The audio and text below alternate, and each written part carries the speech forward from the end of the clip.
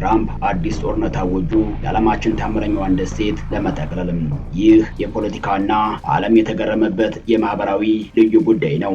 እንደሚከተለው ቀርቧል። አስቡትም ቤታችሁን ዘግታችሁ ከልጆቻችሁ ጋር እየተጫወታችሁ ነው። አንደኛዋ ልጃችሁ 10 ዓመቷ ነው እንበልም። ሁለተኛው ደግሞ የ5 ዓመት ጎረምሳ ነው። ትንሿ ልጃችሁ ደግሞ ከተወለደች ገና 1 ቀኗ ነው። ቤታችሁ በህፃናት ድምፅ ሞቅ ብሏል። በዚህ መሃል ድንገት የቤታችሁ በር ተንኳኳ። ሀገር ሰላም ብላችሁ በሩን ስትከፍቱት የማህበራዊ አገልግሎት ደንብ አስከባሪ መታወቂያ የያዙት ሰዎች ከፊታችሁ ድቅን ይላሉ። አቤት ምን ልታዘዝ ማለታችሁ አይቀርም። ሰዎቹ የመጡት ፈተና ሊፈትኗችሁ ነው። ፈተናው ጂኦግራፊ ወይም ታሪክ፣ ጠቅላላ እውቀትም ሊሆን ይችላል። አብዛኛውን ጊዜ ከልጆቻችሁ ጤናና አስተዳደግ ጋር የተያያዘ ጥያቄ ነው የሚጠይቋችሁ። እናንተም አቅም በፈቀደ መጠን እንደየእውቀታችሁ ደረጃ ጥያቄዎቹን ትመልሳላችሁ። ታዲያ ከባዱ ነገር የሚመጣው ከዚህ በኋላ ነው። ደንብ አስከባሪዎቹ የፈተናችሁን ውጤት አይተው ከአቅም በታች ሆነ ማለትም በፈተናው ከወደቃችሁ ልጆቻችሁን ሰብስበው ይዘዋቸው ይሄዳሉ። ቤታችሁም ጸጥ ረጭ ይላል። ወዴት ነው የሚወስዷቸው ማለታችሁ አይቀርም። መልሱ መቼም መንግስታዊ ወደሆኑ ማሳደጊያ ኩባንያዎች ነው።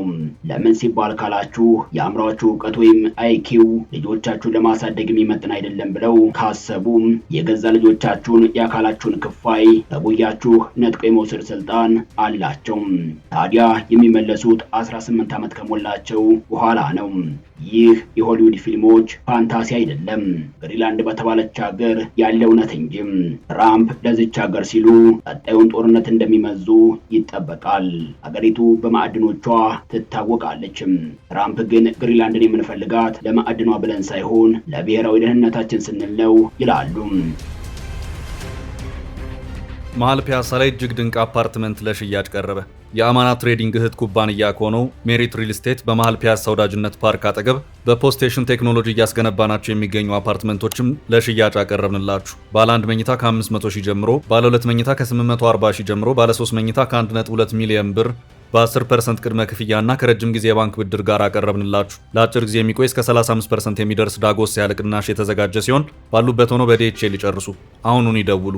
ለበለጠ መረጃ 0971 99171። ግሪንላንድ ትንሿ ደሴት የማን ግዛት ነችም? ትራምፕ ለምን አጥብቀው ፈለጓትም? የጠቅላላ እውቀትና ፈተና ወደቃችሁ በሚል ከእናት ጉያ ልጅ ስለምትነጥቁ ሀገር ፖለቲካዊና አስገራሚ ማህበራዊ ጨዋታ እነሆ ከፈታ ዴይሊም። 80 በመቶ የሚሆነው አካሏ የሚሸፈነው በበረዶ ነው። ከነጩ ሀጫ በረዶ ልብሷ ስር ገና ያልተነካ ድንግል ሀብት አላትም፣ የተፈጥሮ ማዕደን። አንዳንድ የፖለቲካ ተንታኞች የትራምፕ አፍንጫ ያሸተተው ይህን የተደበቀ ድንግል ገላ ነው ይላሉ። አንዳንዶች ግን የለም ሚስጥሩ ወዲህ ነው ይላሉ። ነጯ ደሴት የዴንማርክ ሀብቱና ለ300 ዓመታት ቆይታለች። ታዲያ አሁን ምን ተገኘም? ፖለቲካውን ጥቂት እንቃኘው። ደረቅ ፖለቲካ አንጀት ይፍቃል። ይልቅ አንድ አፍታ በዚች ሀገር ስለሚደረግ ዓለም ገራ ስለተጋባበት ማህበራዊ ህግ ጥቂት እንጫወትም። ይህች በምስሉ ላይ የምትመለከቷት ሴት ኪራ ትባላለች። የግሪንላንድ ነዋሪ ነች። ታዲያ እንደማናቸውም የዓለም ሴት ኪራ ሴት ልጅ ወልዳ ነበር። ሴት ልጇ ግን ከእናቷ ጋር መቆየት የቻለችው ለ2 ሰዓት ብቻ ነው። ከ2 ሰዓት በኋላ ኤፍኪውስ የተባለውን ለወላጆች የሚሰጥ ፈተና ማለፍ ባለመቻሏ መንግስት ልጇን ወስዶባታል። የግሪንላንድ የማህበራዊ አገልግሎት ተቋም ወላጆች በእውቀታቸው ብቁ አይደሉም ብሎ ካመነም ልጆቹን ይወስዳቸዋል። ይሄ የሀገር ህግ ነው። ፈተናው ከልጆችና ከወላጆቻቸው ጋር የሚደረግ ቃለ ምልልስን ያካትታል።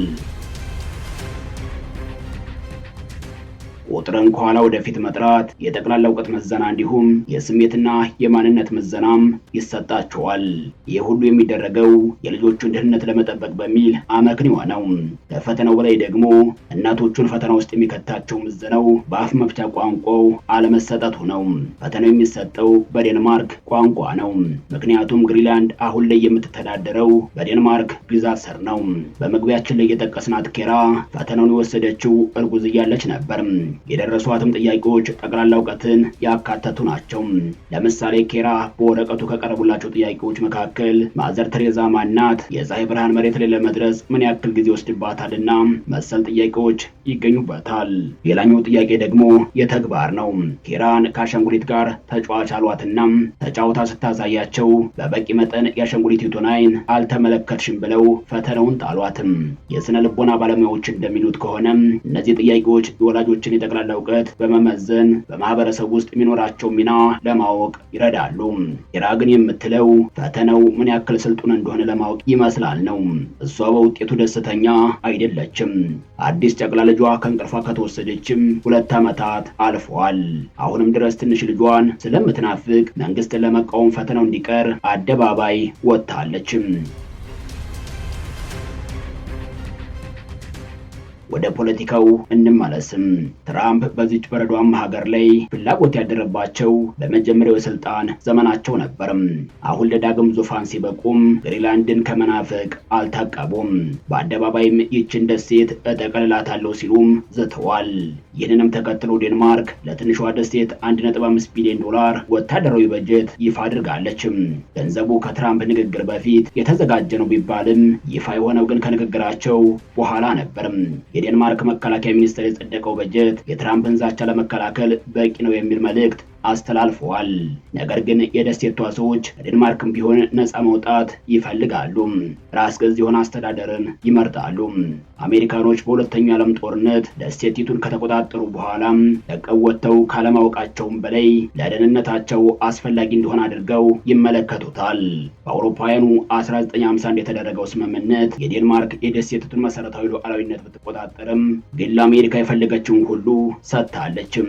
የግሪንላንድ ባለስልጣናት የዋሽንግተንን ሚና በተመለከተም ካለፉት 2 የአሜሪካ አስተዳደሮች ጋር ግንኙነት ሲያደርጉ ቆይተዋል። የአሁኑ የትራምፕ አመጣጥ ግን በንግግር ሳይሆን በጉልበት የሚል ሆኗል። አንደኛው የትራምፕ ጉልበት ማሳያ ኢኮኖሚ ነው። የትራምፕ የኢኮኖሚ ጫና ለዴንማርክ ትልቁ ስጋት ሊሆን ይችላል የሚል ግምት አለ።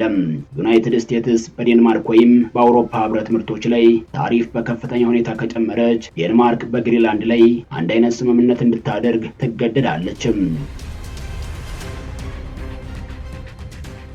በዚህ ውሳኔ ሊነኩ ከሚችሉት ዋና ዋና የዴንማርክ ኢንዱስትሪዎች አንዱ የመድኃኒት አምራቹ ዘርፍ ነው።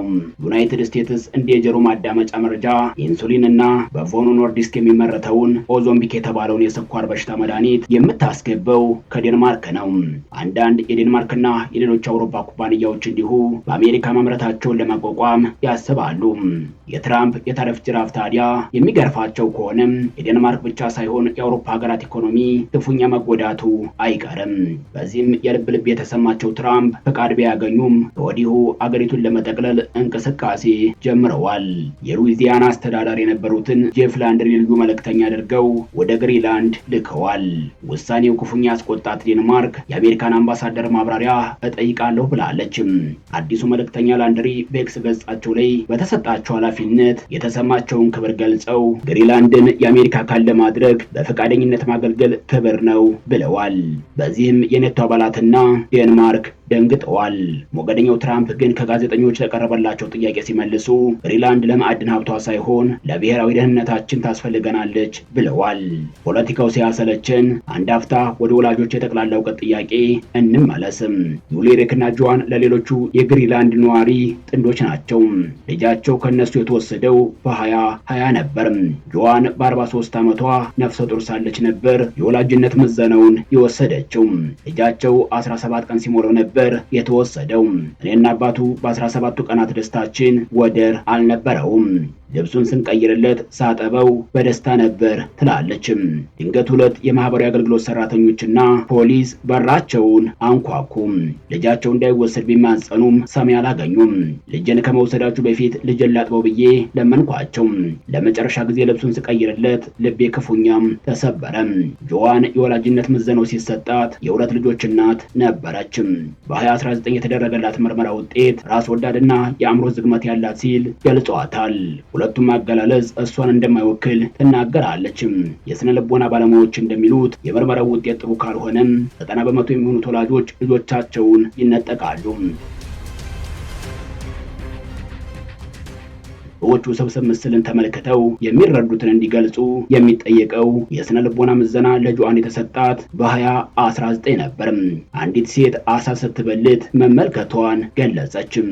አሳ መብላት በግሪንላንድ የሚዘወተር ነው። መርማሪዎቹ ግን ኋላ ቀርነሽ ብለው የምርመራውን ውጤት ሰጧት። የአካባቢው አስተዳደር ስለ ምርመራው ውጤት በቀጥታ ምላሽ አልሰጠም። ሆኖም ውጤቱ ወላጅ ለመሆን ብቁ አለመሆናቸውን እንደጠቆመም ገልጿል። ወንዶቹ እስካሁን ድረስ ልጃቸውን አላገኙም።